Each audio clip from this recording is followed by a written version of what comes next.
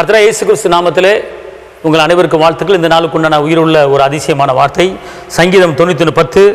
பொல்லாப்புனுக்கு நேரிடாது, வாதை உன் கூட அணுகாது. அப்படின்னா பொல்லாத காரியங்கள், நஷ்டமான காரியங்கள், துயரமான காரியங்கள், வேண்டாத காரியங்கள் உங்களுக்கு நேரிடாது.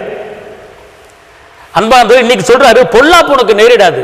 பொல்லாப்புனா வேதனையான காரியம், பொல்லாப்புனா கஷ்டமான காரியம், பொல்லாப்புனா நெருக்கமான காரியம், பொல்லாப்புனா துக்கமான காரியம், பொல்லாப்புனா கண்ணீர் வடிக்கிற காரியம், பொல்லாப்புனா பலவீன காரியம், பொல்லாப்புனா பொல்லாத காரியங்களை செய்து கொண்டிருக்கிற மனிதர்கள் மத்தியில் வாழ்கிற ஒரு காரியம். ஆனால் இன்னைக்கு கர்த்தர் சொல்றாரு, இப்படிப்பட்ட சூழ்நிலையில் நீங்கள் வாழ்ந்து கொண்டிருந்தால் எந்த பொல்லாப்பு உங்களுக்கு நேரிடாது.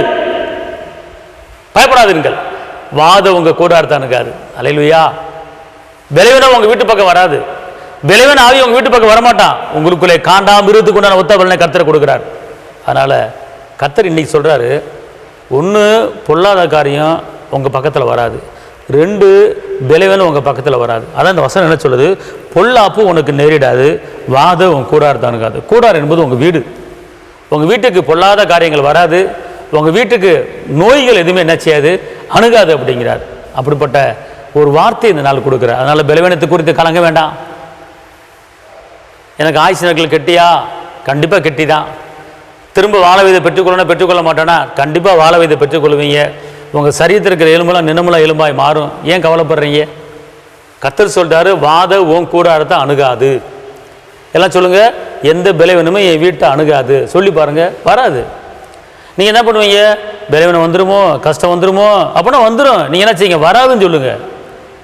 நான் எலும்புவேன்னு சொல்லுங்க, நான் பிரகாசிப்பேன்னு சொல்லுங்க, நான் சுகவான் சொல்லுங்க, நான் பலவான் சொல்லுங்க, நான் உன்னதமானவருடைய மறைவில் மறைந்திருக்கிற சர்வ வல்லவருடைய நெல்லில் தங்குவேன், எந்த பொல்லாப்பு எனக்கு நேரிடாது அப்படின்னு சொல்லி பாருங்க. நீங்க சொன்னபடி உங்களுக்கு நடக்கும். ஏன்னா உங்க வார்த்தையில் வல்லமை இருக்கிறது, உங்க வார்த்தையில் ஜீவன் இருக்கிறது. அவனவன் வாயின் பலனால் அவனவன் வயிறு நிரம்பும், அவனவன் உதவி விளைவினா அவனவன் திருப்தி ஆவான். மரணமும் ஜீவனும் நாவின் அதிகாரத்தில் இருக்கிறது. அதனால வாயை திறந்து பேசுங்க. பொல்லாப்பு எனக்கு நேரிடாது, எந்த வாதை என அணுகாது, எனக்கு காண்டா மிருத்துக்கு உண்டான ஒத்த பலன் இருக்கிறது, திரும்ப வாழ வயதை பெற்றுக்கொள்வேன், என் சரீரத்தில் இருக்கிற எலும்பெல்லாம் நினமுல எலும்பாய் மாறுகிறது, வசனத்தை அனுப்பி குணமாக்கி அழிவுக்கு தப்பிக்கிற ஏன் கூட இருக்கிறாரு, நான் இயேசுவின் தழும்புகளால் சுகமாக இருக்கிறேன், எனக்கு விரோதமாக உருவாக்கப்படுகிற எந்த சூழ்ச்சி, எந்த ஆயுதமும், எந்த பொல்லாத காரியமும் இயேசுவின் நாமத்தில் வாய்க்காமலே போகும், நான் மலை மேல் இருக்கிற பட்டணத்தில் உயர்ந்திருப்பேன், நான் எந்த காரியம் செஞ்சாலும் அது வாய்க்கும் என்று நீங்கள் பேசி பாருங்கள். கண்டிப்பான முறையில் நீங்கள் பேசினபடியே உங்களுக்கு நடக்கும். கர்த்தர் உங்களை ஆசீர்வதிப்பார். உங்களுக்காக ஜெபிக்கிறேன். தகப்பன இயேசு மகாராஜா, நீர் பெரியவர், நீர் அற்புதர், நீர் அதிசயர்.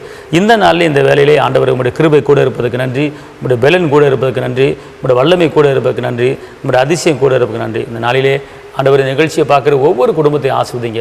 வாழ்ந்திருக்கும்படி, உயர்ந்திருக்கும்படி, செழித்திருக்கும்படி, பெரும்படி கிருபை தாங்க.